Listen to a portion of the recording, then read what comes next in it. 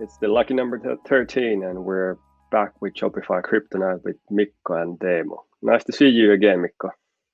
Absolutely. Likewise, Teemu. Always a pleasure to be here. It is. I'm sure you've been already thinking about quite a lot about the tip of the week, so please feel free to shoot the next tip for our customers. Definitely. That's a good one. One really common question we receive is that what if I want to switch my theme from one to another? Is that difficult on Shopify? What should I think? And the response is that it's not actually that difficult. You are free to explore the theme store. There are free themes and paid themes, but just keep in mind that the theme isn't just about the visual aspect, but it also have certain functionalities. So when then choosing a theme or changing from one to another, do that carefully. Make sure that that theme will fit to your purpose, and especially pay attention to all those like mobile abilities, especially if you have lots of mobile visitors, how that new theme would then work for you. So patiently follow the guidelines, and even Shopify has in their own blog quite good guidelines what to do before you will switch from one theme to another. Thank you for the tip. One follow-up question. In your experience, how long you would kind of budget time in switching the themes? A day, a week? Right, excellent question. As a whole, we would usually talk about half a week to a week. So just like switching from one theme to another isn't that difficult, but you have to take that into consideration when doing marketing. So if you do everything by the book, you have to end marketing. You have to make sure that you don't have any product launches coming, or you aren't sending any major email automation flows or anything, because you want to make sure that when you will switch from one theme to another, you of course need to test that store with multiple devices, and we even recommend doing some test orders there just to make sure that everything is smooth and will work in a way that actually is like very well checked before you will start like pouring in more traffic there and trying to squeeze that purchase to happen. So that's my recommendation, and sort of a practical tip would be to draw a timeline. What should I do on every single day? What things to consider? So actually the theme change on Shopify isn't too difficult compared to many other platforms, but you definitely should invest some time in that. But the good part is that you don't have to publish the new theme until you're completely done, so you can do the testing in a non-live environment and make sure that everything is in order. Definitely. Topic for today is going to be cross-border e-commerce. So we're going to be talking about selling internationally, not selling in your home country. I think this is something that's more and more common for even the smaller merchants. Where should we start the conversation? When we're talking about selling internationally or cross-border, what comes first in your mind, Mikko? Beautiful question. So what we are asked a lot, especially here in Europe, because we have so many countries here. So the basic question what like smaller merchants are asking that, should I do this? Should I even get started? This sounds messy. What about the returns? What about the taxes? What about the fact that I might even be successful? How would you reply to such questions? It's a good question. It's an honest question. Of course, it has to start from your own ambitions, from the goals that you set. Personally, I wouldn't want to limit the options that I have in selling. So if we would have a look on the minimal setup that we need to have, I think the MVP should be that you have at least English language in the shop. You can have English language only. I don't know if we have Finnish or Swedish or customers or viewers outside from these countries watching, but I think the English language should be something where you should start. So the product information, the shipping policies, the payment information, the privacy policy, all of those should be in English, so that the customers not native in your home country can understand what are you selling, do you even ship outside your home country, and therefore. And if you want to have two languages, I would say that maintaining multiple languages in Shopify or in any platform, that's going to be the hardest job. But then again, if you don't have that many products, you are probably going to have some orders coming outside from your home country. Then it really doesn't matter where the orders are coming from. You're going to fulfill the orders. You're going to ship them exactly the same way. It doesn't matter if it's the local postal office or is it going to be the DHL. You're going to do the exact same work. But regarding the languages and Shopify, and this is probably something you're about to ask, so I'm already going to answer it. At the moment, in most cases, we recommend to have your own shop, a separate shop, when you want to have another language, because even though Shopify it's really good, well, it's pretty good. Let's put it like that. It's pretty good maintaining multiple languages in single shops, and it doesn't actually happen in Shopify. You're going to need to have an application such as Langify or some of other language translation apps that you can actually even have multiple languages in a shop. It's working much better than it was back in the days. Now you can even have the multiple languages, all of them indexed in Google. So if you want to kind of compete in the findability and the SEO rankings, then you don't have to have those separate shops. But technically, to have a robust system, even from the business point of view, if you have a own shop when you want to do international sales, then you can decide the currency in that shop. You can decide the content. You can decide the pricing, and then you can have shipping and payment options that are only kind of related for those international customers. It was kind of a long intro, but at least I put us in the topic. It's a very good one, and just I would like to add there that from my like hands-on growth hacking experience with the clients, we always recommend having like separate stores. So there are those translation apps, but they have had serious issues in the past, still issues with certain themes. So if you are very serious about e-commerce, you should have like separate stores, one for your home market and one then English for more international. And then if you end up being successful in one country, then you can probably even like translate that store and have one additional store on the side. And having like separate stores also gives you the benefit that you can modify the store, the layout, the offer stuff for that market. So being like more specific for that particular market. So that's definitely a benefit. But Teemu, I would like to ask you something. You're a merchant yourself. For how long have you been a global merchant, and to how many countries are you selling with Shopify yourself?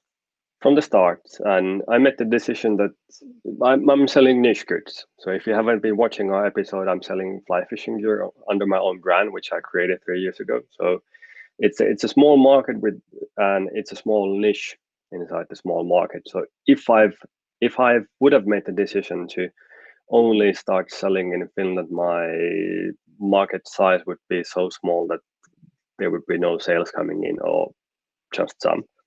So the first and the best this business decision that I've made in the 3 years is that I started in English. So I'm running a basic Shopify shop only in English. I'm selling only in euros, and I'm just offering quite a variety of different payment options at the checkout. So the customers can choose, local customers can choose online banking, and the rest can go with Stripe or PayPal. And I'm now introducing Klarna to my shop as well, which will work in all of the countries that have euros in their currency, or as their currency. And I'm selling roughly to 25 or 30 countries in a year. In my business, I'm using a 3PL warehousing and shipping provider. So because I don't actually work for that company, it's something that I do on the side when we're not helping Woolworth customers to do better e-commerce. So that's one thing that has helped me quite a lot, that with this third-party shipping and a logistics provider, I've been able to get pretty good deals on DHL on GLS. So I've kind of had pretty competitive shipping prices from the start, which I think is a key factor that I've been able to sell to 25 or 30 countries in a year. And basically, the only thing that I have to kind of take care about is the taxes. So making sure that the taxes are in order, it's pretty simple in Shopify. If we are a merchant inside the European Union and we are selling inside the EU, outside the EU, there are basically a couple of rules that you need to know. If I'm a Finnish merchant, the VAT rate here, VAT rate is 24% in most cases. There are exceptions. But for other EU countries, I'm going to be using the same 24 VAT all the way until that I go over a annual limit of sales into any respective country. Meaning that if I'm selling roughly 20,000 euros worth of goods to Sweden this year, then only thing I need to do is to change the VAT rate to Sweden to match the Swedish rate, which I believe is 25, whatever it is. But kind of playing with the tax is the only thing that I need to know. And the kind of the pro tip comes here. I'm sure Mikko, you know it, but most of the Shopify merchants don't. With the one shop setup and me displaying the taxes in the selling prices will mean that with the non-European Union countries that I'm selling to, I don't have to pay the VAT because the customer at the end will most likely have to pay the duties and then taxes themselves, because the product will go into use, into consumption in that particular country. So if I'm selling a hoodie worth of 69 euros, the Swedish customer who's buying this hoodie will pay the 69, which includes 25 or 24% of the VAT. If somebody from Norway, which surprisingly isn't a European Union country, buys the same hoodie, he's going to pay the same 69 euros, but I don't have to pay the VAT from that sales, which means that I'm having a 24% better profit margin in that sale. But to keep my customers happy, you can easily kind of do some easy maths in your head and then just offer, well, not free, but like really not expensive shipping, kind of really low shipping rates to those non-European Union countries to kind of compensate the fact that you have a better margin. They're going to pay the same price, and they might have to pay some duties and taxes when their shipment will arrive. So those are kind of the things you should know. Definitely good points. And then just adding there that being as a merchant in the past, especially like in the beautiful country of Switzerland, people are very keen to even purchase goods with more expensive prices as default, because they can be really affordable compared to their own prices. So it's usually good to take the profit where you can really catch that. So that's just, let's say, another pro hint.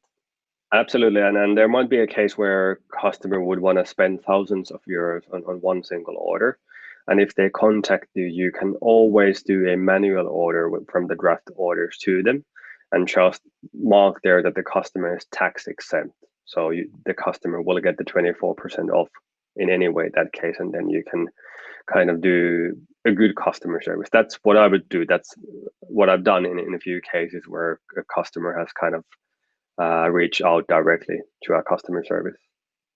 Definitely. Please go ahead. Shoot.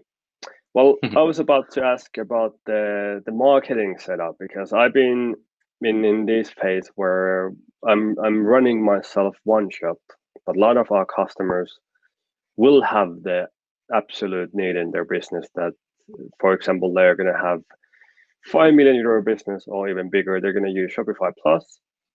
They're going to have 4 or 5 different localized shops in local currencies, in local languages, and they're going to be running their customer acquisition with paid ads. So how would the marketing setup look like in these cases when I'm doing cross-border commerce and thinking about paid ads or email marketing? How would you say that? Right. That's actually pretty wide topic. I will cover it shortly. So the basic thing, which is nowadays very available, is that you are able to do paid marketing to pretty much any countries on the planet except for one or two. So with Facebook and Google, you can do advertising, and you can start to get there, or that market start to get clients from a specific market to your store. And if needed, then you can have like local influencers, or you can do cooperation with some local brands, or whatever your like playbook does look like.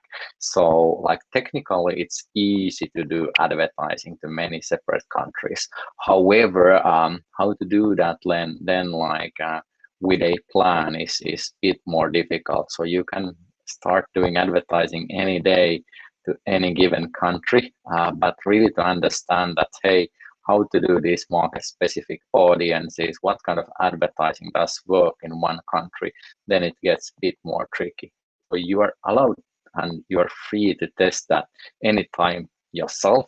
But then again, like recommendation that please take someone who has already done that a couple of times to guide you through how complex that is, and to help you to avoid those most common pitfalls. So I can just say, as a former merchant selling goods to more than 100 countries, helping our clients to sell their products to 80 plus countries, that there are certain things to consider before starting to spend your money to marketing. And then the other side of that thing, of course, is the measuring. So how to make sure that you are actually measuring stuff, that you remember the UTM codes. By default, Shopify actually helps you out with their analytics, because it then divides that traffic per area, or even per state or city in some of the biggest countries. So then you're able to get some sort of like feedback that how did I do now in Germany, or how did my expansion now start in the UK, which is like interesting. But you definitely need some sort of expert to help you get going if you haven't done that before.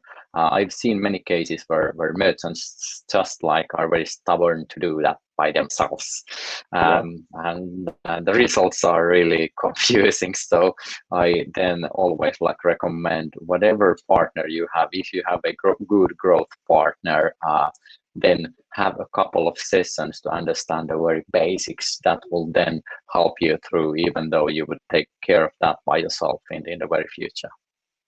That's a really good answer in a really, really broad topic.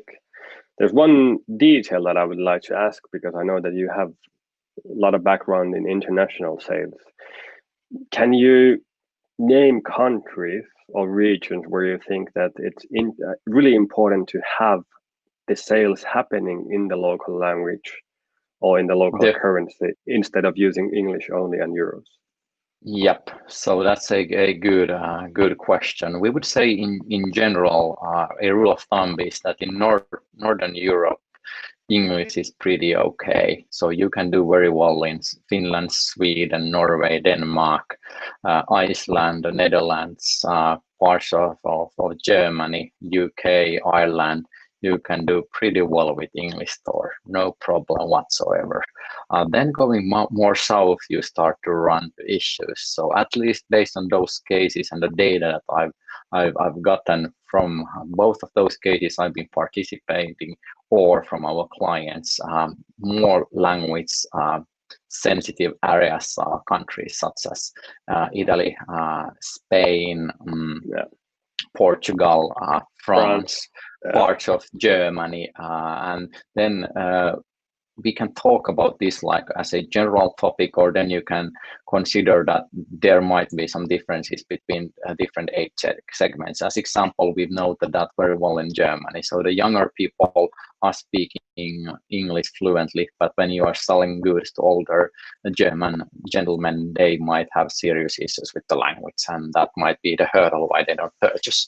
And then if you go more global, we have definitely seen some Asian countries as Japan, super language sensitive area. You have to do everything there in their language to make sure that you are able to get get traffic that converts. But then again, like Hong Kong, Singapore, Taiwan, you're pretty good with English. So that's just like a matter of time and exploring stuff by yourself. That's partly surprising with the Asia, but nevertheless, I think you're absolutely right. And I've seen the same thing especially already in the Southern European countries, that you don't kind of get the clicks or the conversions in the shop, even though you're kind of getting the sales from the country next door. I think we're going to be running out of time. So if we would do a bit of simplification regarding the broader e-commerce. So if it's a small merchant who's going to start to do the cross-border test or international sales testing, could we state that you're going to need to have one Shopify shop in English most likely without the translation app? You can do pretty well in English. You can do pretty well with euros, at least in the northern central partish of Europe.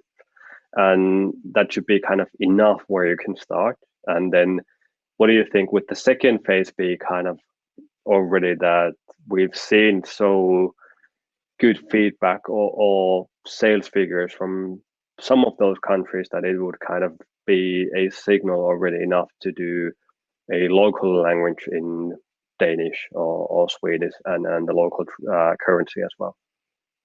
Right, and that's usually say that when you can reach per month, like I don't know, 5 to 6K sales figures in euros, then it's worth the investment. But prior to that, I wouldn't go there. I've seen some cases, don't go there, do that at that point. And then just adding single comment that if you are a bigger brand, then we would definitely also recommend like Shopify or Shopify Plus solutions. Absolutely. Try to have your own presence online. Don't just like trust on Zalando and all of these like marketplaces, but also have your own global e-commerce in your hands. If you're looking at what the biggest brands are doing, what the best direct-to-consumer brands are doing, they have that in their own possession. So that's definitely a recommendation from us. I think that's a perfect summary. So thank you for watching episode number 13 already. The lucky number. Hope this isn't going out on Friday. I think it's going to be Thursday. And we're going to see you pretty soon with episode number 14. Again, a lot of interesting stuff coming up. So stay tuned and remember to subscribe to this channel. Thank you. Thank you. Get global.